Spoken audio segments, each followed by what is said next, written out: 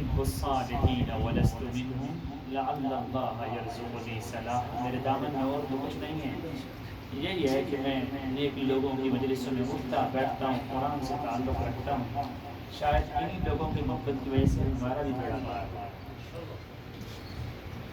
تو علی میاں صاحب ابو الحسن علی ندوی ایک بہت بڑی شخصیت گزرے ہیں بر صغیر پاک و ہند کے، لکھنؤ کے یہ شخص تھے، اور ان کے بارے میں ایک آتا ہے، ایک روایت میں یہ آتا ہے کہ ان کی شخصیت کا حسن اتنا بڑا تھا کہ جب ان کا جنازہ اٹھا تھا تو بر صغیر کی تاریخ میں اس سے بڑا جنازہ نہیں اٹھا ہے۔ لکھنؤ کا ڈپٹی کمشنر یہ رپورٹ دیتا ہے کہ اس کے جنازے پہ 10 لاکھ سے زیادہ افراد پہنچے۔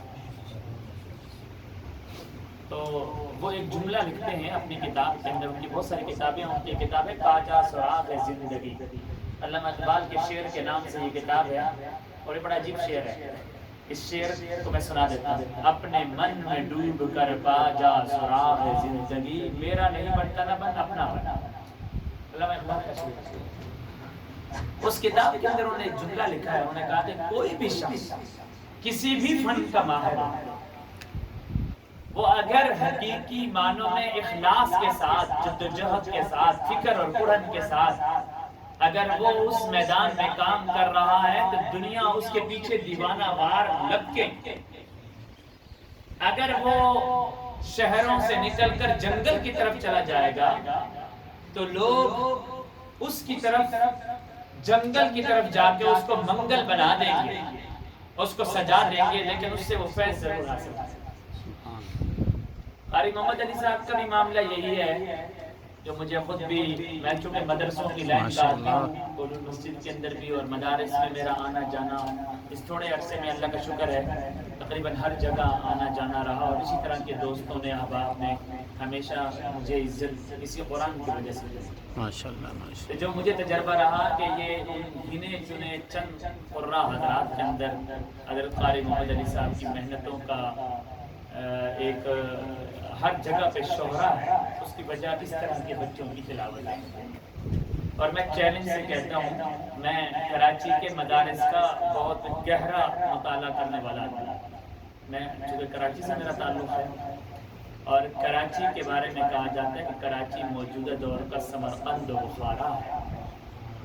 ایک زمانے میں امام بخاری، امام ترمذی، ابن ماجہ، یہ ابن داؤد اور یہ بڑے بڑے جو محدث گزرے ہیں، ایک زمانے کے اندر علم کا مرکز وہ تھا۔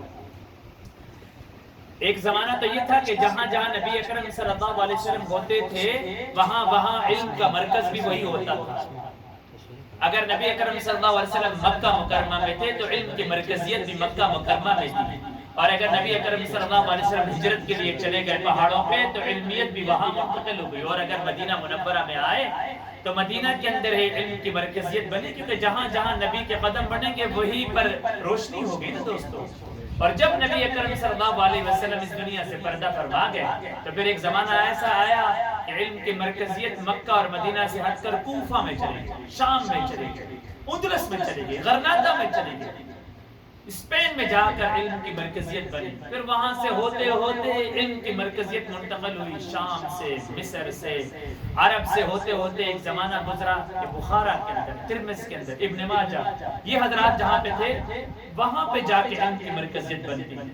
ہوتے ہوتے یہ 14 صدیاں گزرتے گزرتے علم کی مرکزیت آئی بر صغیر پاک و ہند کے اندر، اور اس کے اندر ایک شخصیت اٹھی جنہوں نے انار کے درخت کے نیچے بیٹھ کر مدارس کا باقاعدہ جال پھیلایا، اور وہ محمود الحسن تھا، اور وہ ایک گنگوہی تھا، وہ ایک نانوتوی تھا، وہ ایک تھانوی تھا۔ یہ شخصیات نے باقاعدہ علم کے مراکز قائم کیے، انگریز حکومت کے ساتھ ٹکر لی، اور پھر یہ سلسلہ بنتا بنتا بنتا پاکستان کے کراچی کے شہر کو اللہ نے مراکز دی، ایک مرکزیت دی، اور میں چونکہ وہاں پلا پیدا ہوا، میرا سارا کچھ وہاں سے، تو میں مدارس کی روٹین سے واقف ہوں، تو میں آج آپ کو باقاعدہ تحدیث بن نعمت کے طور پہ، فخر نہیں، اللہ تعالیٰ بچائے تکبر سے، تحدیث بن نعمت کے طور پہ کہتا ہوں کہ جو بچے یہاں پڑھ کے سنا رہے تھے کہ پاکستان کے کراچی کے بعض مدارسوں کے اندر بھی اس کی مثالیں نکلیں، تو کیا مقام شکر نہیں ہے کہ ایک کفریہ ملک میں رہ کر ہمارے بچے اتنا خوبصورت قرآن پڑھ رہے ہیں؟ ایک ایسے ملک میں رہ کر جس ملک کے نظام حکومت، جس ملک کے اندر ایک غیر مسلم انوائرمنٹ ہو، غیر مسلم معاشرہ، اس کے اندر ہمارے بچے اتنا قرآن پڑھ رہے ہوں اور اس انداز سے پڑھ رہے ہوں، اس پر دوستو شکر ادا کرنا چاہیے، شکر ادا کرنا چاہیے، ان نعمتوں کا شکر ادا کرنا چاہیے، ان علماء کی قدر کرنی چاہیے، حفاظ کی قدر کرنی چاہیے، ان بزرگوں کی قدر کرنی چاہیے، ان پھیلانے والے، اس قرآن کی خدمت کرنے والے استادوں کی قدر کرنی چاہیے، ورنہ جن جگہوں پہ یہ چیزیں نہیں ہیں وہاں پر آج بھی سناٹا، آج بھی بیرانی۔ آپ کے بالکل پڑوس میں میرا اکثر جانا ہوتا ہے، میں اکثر اپنے ساتھیوں سے تذکرہ کرتا رہتا ہوں، یہ تائیوان کے میرا اکثر جانا رہا، اب تو کووڈ کا وبا آ گیا تو ساری دنیا اسٹک ہو گئی۔ آپ کو پتا ہے کہ تائیوان کے اندر 60,000 مسلمانوں کی آبادی ہے، تائیوان بہت بڑا ملک ہے، ہانگ کانگ سے تو بڑا ہے، لیکن آپ کو پتا ہونا چاہیے پورے ملک کے اندر ایک بھی حافظ قرآن نہیں ہے، کیونکہ وہاں پر اس طرح کی خدمت کرنے والے پاکستانی نوجوان موجود نہیں ہیں، وہاں یہ حضرات موجود نہیں ہیں، اور یہ شکر ادا کرنا چاہیے کہ جیسے جیسے ہمارے ریلیشن، اور یہ تو شیخ ماہر معطلی کے الفاظ تھے، اور میں ملا تھا شیخ عبداللہ الجہنی سے جو امام حرم مدنی شریف ہیں جکارتا کے اندر، تو مجھے کہتے تھے شیخ شعیب میں جہاں بھی جاتا ہوں میں یہ دیکھتا ہوں کہ ہر جگہ پہ مدارس میں پاکستانی آ گیا، اور یہ ایک بہت بڑی بشرا سارہ ہے، یہ ایک بڑی خوشخبری ہے کہ جہاں بھی جائیں تو ان لوگوں کی قدموں کی برکتیں، ان لوگوں کی محنتیں ہیں۔ میرے دوستو، ان مدارس کی قدر کریں، ان مکاتب کی قدر کریں، یہاں اٹھنے بڑھنے والے ان مدارس کے بچوں کی قدر کریں۔ آپ یقین جانیے یہ مثالیں بعض اسلامی ملک کے اندر بھی نہیں ملتی۔ میں صرف 2-3 حدیثیں کوٹ کرتا ہوں، اور مجھے احساس ہے آپ حضرات نے تراویح پڑھی، ایک لمبی محنت کی، میں مزید وقت نہیں لینا چاہوں گا، میں صرف 2-3 حدیثوں کی طرف جاتا ہوں، پھر انشاءاللہ تعالیٰ دعا کی طرف جائیں گے انشاءاللہ۔ قال رسول اللہ صلی اللہ علیہ وسلم اذا مات الانسان انقطع عنه عمله الا من ثلاث، الا من صدقة جارية او علم ينتفع به او ولد صالح يدعو له۔ عن ابی ہریرہ رضی اللہ تعالی عنہ، یہ روایت حضرت ابو ہریرہ کی، اور آپ جانتے ہیں حضرت ابو ہریرہ نے سب سے زیادہ روایتیں نقل کی ہیں۔ نبی اکرم صلی اللہ علیہ وسلم کے دور میں امیر المؤمنین حضرت ابو ہریرہ، اور جب نبی اکرم صلی اللہ علیہ وسلم کا یہ زمانہ گزرتا رہا، یہ فقہائے ائمہ اربعہ آتے رہے، اور ایک زمانہ ایسا آیا کہ عبداللہ ابن مبارک امیر المؤمنین بنے، اور عبداللہ ابن مبارک استاذ ہیں امام بخاری کے، اور ان کی روایتوں کا بڑا عجیب و غریب جال ہے۔ ایک موقع پر حضرت ابو ہریرہ رضی اللہ تعالیٰ کا ایک جملہ بڑا مشہور ہے، فرمایا لوگوں سنو، حافظ تو رسول اللہ صلی اللہ علیہ وسلم رعائی، میں نے نبی اکرم صلی اللہ علیہ وسلم سے علم کے 2 چھلکتے پیالے حاصل کیے، بھرے ہوئے پیالے۔ فَأَمَّا أَحَدُهُمَا، ایک علم کا پیالہ ایسا ہے جو میں پھیلا چکا ہوں، بتا چکا ہوں، وَأَمَّا الْآخَرُ، علم کا دوسرا میرا پیالہ ایسا ہے جو میں کسی کو ظاہر نہیں کرتا۔ یہ تو وہ علم کا پیالہ تھا جو دنیا کے سامنے آ گیا۔ اب سنیے ان کی روایت، اِذَا مَاتَ الْإِنسَانُ انْقَطَعَ عَنْهُ عَمَلُهُ إِلَّا مِنْ ثَلَاثٍ، جب آدمی کی آنکھ بند ہوتی ہے، جب اس کا انتقال ہوتا ہے، سب کچھ فنا ہو جاتا ہے، الا من ثلاث، مگر 3 چیزیں رہ جاتی ہیں، الا من صدقۃ جاریہ، ایک صدقہ جاریہ جو وہ دنیا کے اندر چھوڑ کر چلا گیا، او علم ينتفع به، دوسری چیز ایسا علم چھوڑ کر چلا گیا جس سے دنیا نفع حاصل کر رہی ہو، اور تیسری چیز ان بچوں کے بارے میں بتا دیا، او ولد صالح يدعو له، یا ایسا بچہ جو اس کی موت کے بعد اس کے لیے دعا کرتا ہو اور قرآن پڑھتا ہو۔ یہ 3 چیزیں ایسی ہیں کہ جس کے بارے میں حضرت ابو ہریرہ رضی اللہ تعالی عنہ نبی اکرم صلی اللہ علیہ وسلم کی ارشاد فرمایا۔ آئیے ایک اور حدیث کی طرف۔ جاء أعرابي إلى النبي صلى الله عليه وسلم فقال دلني على عمل إذا عملته دخلت الجنة قال أن تعبد الله ولا تشرك به شيئا وتقيم الصلاة وتؤتي الزكاة وتصوم رمضان وتحج البيت إن استطاع إليه سبيلا قال والذي نفسي بيده لا أزيد على هذا من ولا أنقص من فلما ولى. عجیب و غریب ترجمہ ہے اس کا. ایک دیہاتی آتا ہے وہ آ کر کہتا ہے یا رسول اللہ صلی اللہ علیہ وسلم مجھے اسلام کی موٹی موٹی چیزیں بتائیں. جیسے آج کل کہتے ہیں نا مفتی صاحب مولوی صاحب کو وظیفہ بتا دیجیے, ایسی چیز بتائے نا مفتی صاحب سارے مسئلے میرے حل ہو جائیں. میرا کنٹینر پھنسا ہوا ہے, میرا بزنس پھنسا ہوا ہے, میری جاب کے اندر مسئلہ ہوا ہے, ایسا کوئی وظیفہ بتاؤ شارٹ کٹ راستہ. یہ ہمارے پاکستانی جگاڑی سسٹم کا مزاج ہے. میں کراچی میں میمنوں کی مسجد کا ایک امام تھا, مولانا منظور صاحب میمنوں کی مسجد کا امام تھا. تو کراچی میں وہ ہوتے ہیں نا مہاجر افراد جو ہوتے ہیں جو انڈیا سے زیادہ آئے ہوئے ظاہر مائگریشن کی ہوئی. ایک مجھے کہتا ہے مفتی صاحب کوئی تعویذ بتاؤ, میری بیوی کے میرے ساتھ بہت لڑائی ہے. پتہ ہے مفتی صاحب اپن کا مسئلہ کچھ اور ہوا. وہ اسٹائل میں اپن کرتے ہیں نا, خاص میمنی اسٹائل. اپن کا مسئلہ کچھ اور ہوا ہے. میں نے کہا کیا مسئلہ ہوا؟ مفتی صاحب وہ پہلے دن جب میری شادی ہوئی تھی نا, تو جب میں گھر جا رہا تھا نا, تو راستے میں جاتے ہوئے کالی بلی گزری تھی نا, اس نے مفتی صاحب ایسا کاٹ کھیلا کہ آج تک میری اور بیوی کے جھگڑے. میں نے کہا, میں نے سوچا کہ اس کو میں کیا جواب. میں نے کہا ایسے کرتے ہیں سفید بلی بھیج دیں گے, وہ آپ کا مسئلہ حل کر دے گا. یعنی دینی طور پہ تو قرآن اور دین سے قریب تو ہے نہیں, تو یہ چیزوں سے یعنی واہیات سے, بدشگونی سے, بدفعلی سے, توہمات سے ہم لوگ ڈریں گے. یہ جیسے آج کل میسج آ جاتے ہیں نا, اس میسج کو 100 بندوں میں سرکولیٹ کرو, بھیجو, اگر نہیں ہوگا تو شام تک آپ کا بھائی مر جائے گا. اور اگر آپ نے شام تک آپ نے یہ کام نہیں کیا نا تو آپ کی جاب چھوٹ جائے گی. اچھا جب میں چھوٹا ہوا کرتا تھا تو کراچی کی مسجدوں میں ایک پیپر پڑھتے تھے, پتہ نہیں آپ کو بھی یاد ہے نا, مدینہ کے ایک شیخ نے خواب دیکھا اور یہ خواب ہے, اور شام تک 1001 بندوں کو یہ ضرور تقسیم کر دو. اگر یہ پیپر تقسیم نہیں کرے تو شام تک آپ کی جو ہے نا نوکری چلی جائے گی, ابا تایا نانا مر جائیں گے.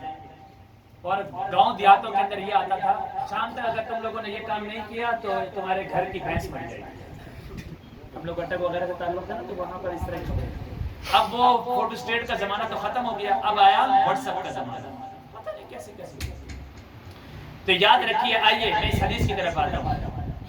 دلنی علی عمل اذا عملته دخلت الجنہ. ایک صحابی کا بڑا عجیب و غریب اسٹائل ہے. یا رسول اللہ صلی اللہ علیہ وسلم شارٹ کٹ راستہ بتا دیجئے جنت میں داخل ہونے کا. یعنی کوئی لمبے چوڑے چکر نہ کرنا پڑے, بس سیدھا میں جنت میں جائیں. اب سنیے نبی اکرم صلی اللہ علیہ وسلم کے الفاظ کیا ہیں. ان تعبد اللہ. اچھا شارٹ کٹ راستہ چاہتے ہو تو سنو. ان تعبد اللہ, اللہ کی عبادت کرو. ولا تشرک بی شیئا, اللہ کے ساتھ کسی کو شریک مت نہ کرو. وتقیم الصلاۃ, نماز قائم کرو. وتؤتی الزکات, زکات دو. وتصوم رمضان, رمضان کے روزے رکھو. وتحج البیت ان استطاع الیہ سبیلا, اللہ کے لیے حج کرو اگر تمہارے پاس اس کی استطاعت ہو. جب یہ بات ہو گئی نا تو نبی اکرم صلی اللہ علیہ وسلم نے فرمایا کہ یہ کام کرو. تو اس دیہاتی صاحب نے کہا یا رسول اللہ ٹھیک ہے میں یہ سارے کام کروں گا, یہی کام کروں گا, اس سے زیادہ نہیں کروں گا. نماز پڑھوں گا, نفل میں میں نہیں جاؤں گا. زکات دوں گا, زیادہ صدقات خیرات میں نہیں جاؤں گا. اور اگر پیسہ آ گیا, سواری آ گئی تو حج کرنے کے لیے مدینہ سے مکہ چلا جاؤں گا, ورنہ میں حج بھی نہیں کروں گا. اور پھر کیا, ہاں یہ بات ہے شرک نہیں کروں گا, عبادت اور توحید پر پکا رہوں گا اور نماز پڑھتا رہوں گا. لا ازید علی هذا ولا انقص من, نہ زیادہ کروں گا نہ کم کروں گا. اب نبی اکرم صلی اللہ علیہ وسلم لما بلّا, جب وہ پیٹ پھر کے جانے لگا, نبی اکرم صلی اللہ علیہ وسلم من سرہ ان ينظر الى رجل من اهل الجنہ فلينظر الى, جو شخص اس دنیا میں جنتی کو دیکھنا چاہتا ہے ویسے کو دیکھ لے, یہ جنت ہے. سبحان اللہ, سبحان اللہ. اللہ تعالیٰ اس سلسلے کو قائم و دائم رکھیں. ان بچوں کی تلاوتوں کا اور ان کے پڑھنے کا جس خوبصورت انداز سے یہ بچوں کی تلاوتیں ہوتی ہیں بعض دفعہ دل کو موہ لے لیتے ہیں, دل کو گھیر بندے کا جسم سی جاتا ہے. اور اس انداز سے یہ قرآن پڑھتا ہے. قرآن بہت میٹھا ہے. احب العرب لثلاث لانی عربی والقرآن عربی ولسان اہل الجنہ عربی. یہ لوگوں اقرأوا القرآن بلحون العرب, قرآن کو عربی لہجے میں پڑھو, قرآن کو پنجابی اردو میں نہ پڑھو, پشتو میں مت پڑھو. قرآن کو پڑھو عربی لہجے کے اندر جس طرح یہ بچے قرآن پڑھ رہے تھے. اور یقین جانیے, میں پورے چیلنج سے کہتا ہوں, میری آخری بات سنیے اور دعا کی طرف چلتے ہیں. میں پورے چیلنج سے کہتا ہوں, آج کے اس دور میں میری اور آپ کی ذمہ داری بنتی ہے اس نوجوان نسل کے بچوں کی حفاظت کرنا ہے.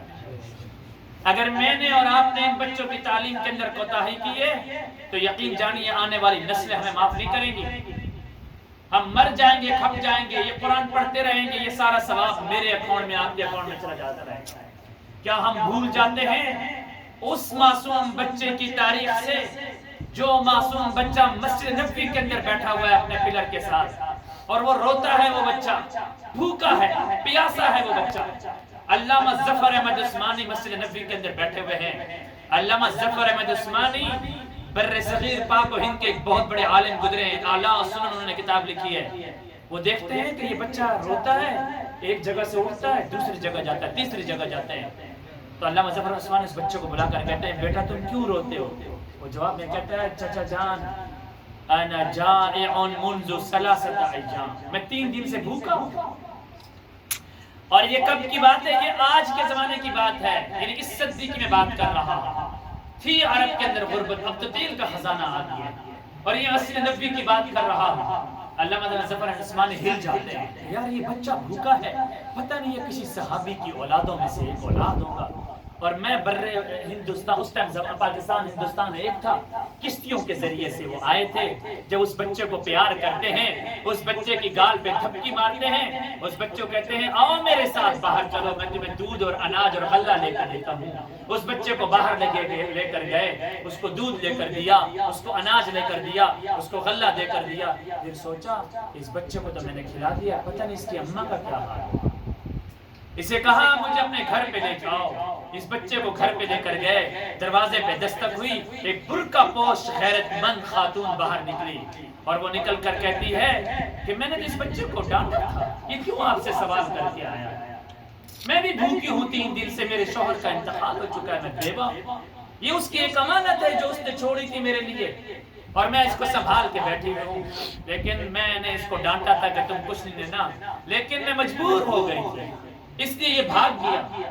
میں سوچ رہی تھی کہ آج شام کو میں والی مدینہ کے پاس جاؤں گی اور والی مدینہ سے سوال کروں گی کہ میرے بیٹے اور میرے کھانے کے لیے کچھ دے دو. علامہ ظفر عثمانی پھر بازار سے کچھ چیزیں لے کر آتے ہیں, اس خاتون کو دیتے ہیں. علامہ ظفر عثمانی اس کو پیشکش کرتے ہیں, اے اماں, اے بہن, اس بچے کو میرے حوالے کر دو, میں اسے ہندوستان لے جاؤں گا. اسے میرے حوالے کر دو, میں اسے ہندوستان لے جاؤں گا. ماں کہتی ہے ہاں یہاں بھوک اور پیاس بہت ہے, لے جاؤ, لیکن میری ایک شرط ہے, جب جوان ہو جائے اسے واپس میرے لیے پاس لے آنا تاکہ میرا سہارا بن سکے. 3 دن کے بعد علامہ ظفر عثمانی جب جانے لگے, کشتیوں کے ذریعے کے سفر تھا, گیا اس بچے کے گھر پہ, اس بچے کی انگلی پکڑی, اب اس کا سامان لیا. اب یہ بچہ اور علامہ ظفر عثمانی مدینہ کی گلیوں سے باہر نکل رہے ہیں. یہ بچہ ساتھ ساتھ جا رہا ہے, یہ بچہ چلتا جا رہا ہے. جب بچہ جاتا ہے آگے ہاتھ انگلی پکڑے ہوئے علامہ ظفر عثمانی صاحب, تو پیچھے مڑ مڑ کے روضہ رسول کو بھی دیکھتے, پھر 2 قدم آگے بڑھتا ہے, پھر پیچھے مڑ کر روضہ رسول کو دیکھتا ہے, پھر 2 قدم آگے بڑھتا ہے, پھر پیچھے مڑ کر روضہ رسول صلی اللہ علیہ وسلم کو دیکھتا ہے. پھر پوچھتا ہے چچا جان آپ مجھے ہندوستان لے کر جا رہے ہیں, وہاں بھوک تو نہیں ہوگی, مجھے بھی پتا ہے, وہاں میرے دوست بھی ہوں گے کھیلنے کے لیے, مجھے بھی پتا ہے, لیکن چچا جان ایک بات بتا دو, یہ روضہ رسول بھی ہندوستان میں ہوگا؟ علامہ ظفر عثمانی کی چیخ لگی, بیٹا اگر یہ روضہ رسول وہاں ہوتا تو میں یہاں کیا کرتا. جب اس نے یہ بات سنی تو تیزی کے ساتھ اس نے انگلی چھڑائی اور بھاگتا ہوا گیا, اور نبی اکرم صلی اللہ علیہ وسلم کی قبر مبارک کے ساتھ چمٹ چمٹ کر رو رو کر چیخ چیخ کر کہنے لگا, چچا جان سب کچھ برداشت ہے, بھوک برداشت ہے, فاقہ برداشت ہے, دکھ برداشت ہے, ہر کسی کی جدائی برداشت ہے, لیکن اس روضہ رسول کی جدائی برداشت نہیں ہے. یہ ان بچوں کا ایمانی غیرت تھی جس کو قرآن بار بار تذکرہ بھی کرتا ہے، قرآن بھی بار بار کہتا ہے۔ آپ کو پتہ ہونا چاہیے قرآن نے پوری سورت بچے کے تعلیمی کیفیت اور اس کے خوابوں کے، اس کے اٹھنے اور اس کے بیٹھنے پر قرآن پاک نے نازل کیا سورہ یوسف۔ میری گفتگو بہت لمبی ہو گئی، میں ایک بار پھر یہاں کی انتظامیہ کا شکر گزار ہوں۔ اللہ تعالی ہم سب کا حامی و ناصر ہو، اللہ تعالیٰ اس ادارے کو دن دگنی رات چگنی ترقی عطا فرمائے۔ اس مدرسے کو ایک امتیاز اس لیے بھی حاصل ہے کہ ایک تھوڑے ہی وقت میں قاری محمد علی صاحب نے اپنے ساتھیوں کے ساتھ مل کر یہ باقاعدہ جگہ خرید لی، ورنہ تو ہمارے عام کام کے اندر تو کمر ٹوٹ جاتی ہے مدارس کو اپنے کرائے دیتے دیتے۔ میں شاباش دیتا ہوں ان نوجوانوں کو، ان دوستوں کو اور قاری محمد علی صاحب کی پوری ٹیم کو جنہوں نے اس بڑے پتھر کو، اس بوجھل پتھر کو برداشت کیا اور اتنا بڑا کثیر سرمایہ اس پر خرچ کیا۔ واللہ اس بات کو ہم رشک بھری باتوں کے ساتھ اپنے ساتھیوں میں تذکرہ کرتے ہیں۔ آج آپ نے یہ گھر خرید کر اللہ کے لیے وقف کیا، یتلون کتاب اللہ، میرا پورا یقین ہے کہ اللہ آپ کو جنت کا گھر عطا کرے انشاءاللہ۔ اللہ نے جس طرح مجھے اور آپ کو یہاں جمع کیا ہے، دل سے دعا ہے اللہ تعالی ہمیں جنت میں بھی ایک دوسرے کا ساتھی بنائے، اس طرح اکٹھے فرمائے۔